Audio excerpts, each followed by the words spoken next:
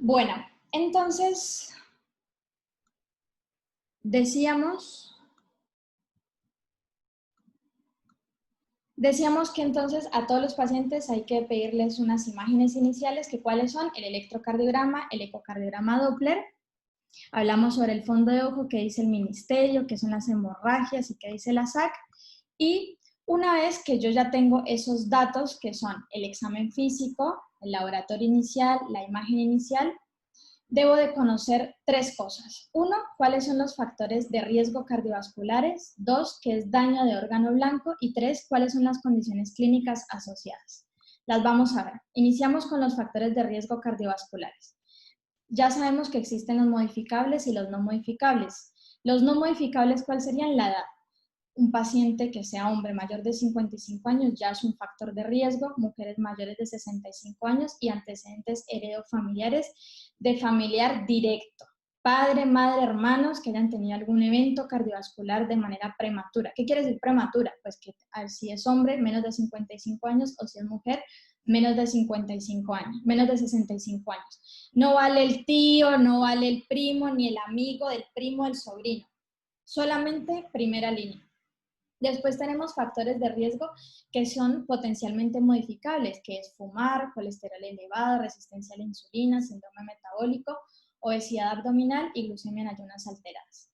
Y para terminarnos de complicar la vida, agregaron ahora una nueva categoría que son los modificadores de riesgo. ¿Qué quiere decir? Que si bien no hay estudios con estos factores de riesgo, si están asociados a un factor de riesgo cardiovascular, lo potencian, ¿sí? ¿Que cuáles son? Sedentarismo, factores psicológicos, aislamiento social, depresión, estrés crónico, bajo nivel socioeconómico, enfermedades reumáticas, pacientes con tratamientos oncológicos, SIDA, acantosis nigrans, poliquistosis ovárica, menopausia precoz y antecedentes de trastornos hipertensivos en el embarazo.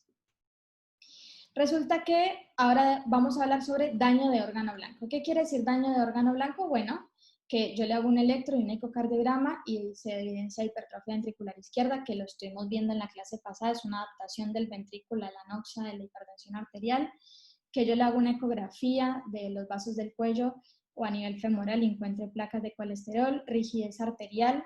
Esto hay unos aparatos que miden la velocidad de la onda de pulso, sobre todo se hacen en abuelos, y a mayor rigidez, pues hablo de lesión de órgano blanco, enfermedad renal crónica, albuminuria o enfermedad vascular periférica asintomática.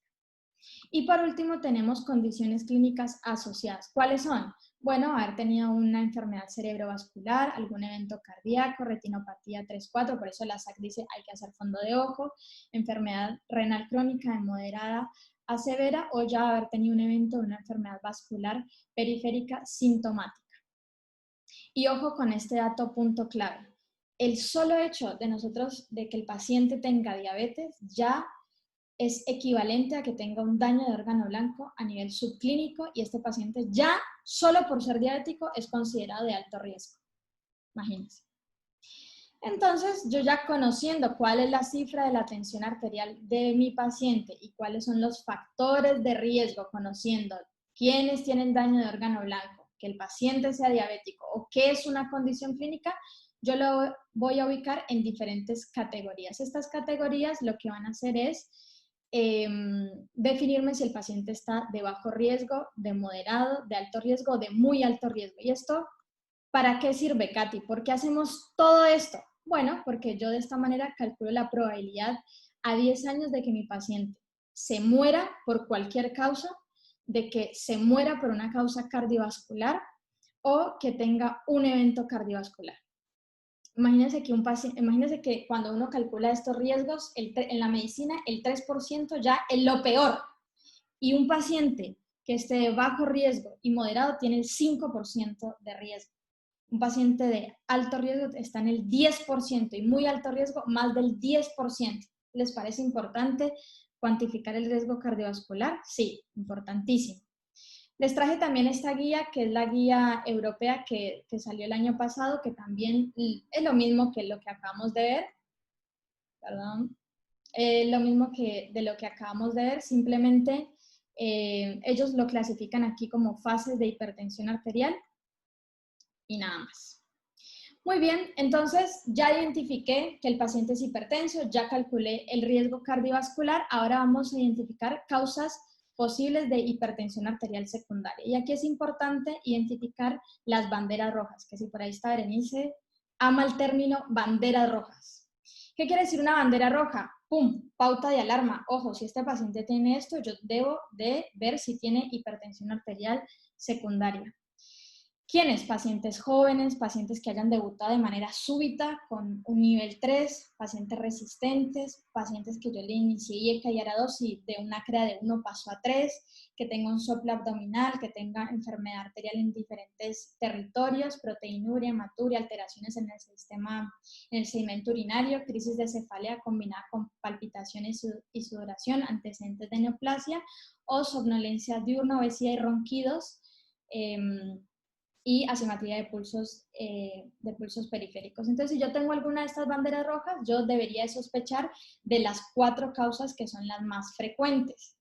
¿Cuáles? Aldosteronismo primario, hipertensión arterial renovascular, feocromocitoma, apnea obstructiva del sueño. Un paciente, una vez yo era como R2 de cardio y el paciente yo ya le estaba dando como 5 grupos, ya iba al 6º grupo de antihipertensivos y no mejoraba, no se controlaba y resulta que tenía una estenosis de la arteria renal. Entonces yo a partir de ahí me hizo ruido y siempre un paciente que no se controle, hay que empezar a buscar otras causas de hipertensión arterial secundaria. Ahora, si yo descarté todo esto y sigue el paciente hipertenso, entonces busquemos otras causas, ¿sí? Hay otras causas, estas son las más frecuentes. Muy bien, ahora vamos a hablar sobre el tratamiento de la hipertensión arterial. Entonces, ¿cuál es el objetivo? El objetivo es bajar la presión a menos de 14,9, y si el paciente tiene más de 80 años en los abuelos, uno puede ser un poquito más flexible y dejar que la presión arterial esté por debajo de 150/90. Y esto también va a variar dependiendo si hay alguna condición clínica asociada. Por ejemplo, en los diabéticos el objetivo es mucho más bajo, ¿ok? Pero yo debería tener estas 2 pautas de alarma. Y en los abuelos, si ellos pueden bajar un poquito más, se podría, pero si yo llego hasta menos de 150/90, estaría ideal. Resulta que para el tratamiento yo tengo medidas no farmacológicas y medidas farmacológicas. Las medidas no farmacológicas es bajar el consumo de sodio, aumentar la ingesta de potasio, hacer cambios alimenticios. Tenemos la dieta DASH, la mediterránea, pueden imprimirla cada vez que dan un paciente hipertenso, entréguele la dieta DASH, disminución de la ingesta de alcohol, hacer actividad física, tener un peso adecuado corporal, no fumar definitivamente, y también tenemos terapias alternativas, que esto está en la guía del Ministerio de la Nación, no es que lo digo yo, esto está escrito en el 2019. Tenemos intervenciones musicales, meditar, acupuntura, ir al psicólogo, terapias de relajación, hacer yoga. No me fumé nada ni nada, esto lo dice el Ministerio de Salud. Entonces está bueno uno también poderle brindar esas otras herramientas a nuestros pacientes. Y después tengo medidas no farmacológicas. Estas 2 van de la mano, no es que yo le hago una sola cosa y al otro, las 2 van de la mano. Y en el tratamiento farmacológico tengo 5 grupos de drogas. ¿Cuáles son? Los IECA, los ARA2, bloqueantes cálcicos, beta bloqueantes y diuréticos. ¿Cuáles diuréticos? Tiacídicos, similtiacídicos, ahorradores de potasio y de LASA. Bien, y por último tenemos un 6º grupo que lo podría utilizar, que son alfa bloqueantes, fármacos de acción central y vasodilatadores directos, que los podría yo utilizar. Después cada uno puede ir a leer o podemos hacer otra clase de cuál es mejor que este se utiliza mejor en el otro, pero yo debo conocer por lo menos cuáles son los grupos. Tengo 5 grupos para tratar la presión arterial. Si con 5 no puedo, tengo un 6º grupo para poder controlar la presión arterial. Entonces, quiero que me pongan mucho cuidado en esta parte porque aquí hay bastante controversia. Entonces, en la guía europea, en la guía de la SAC, ellos te dicen, ok, si el paciente es hipertenso nivel 1 y es de bajo riesgo, yo puedo hacer monoterapia. Le doy un fármaco de los 5 que tengo para controlar la presión arterial.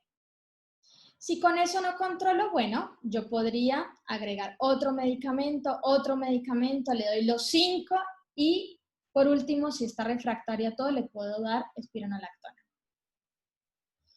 Y después tenemos al grupo de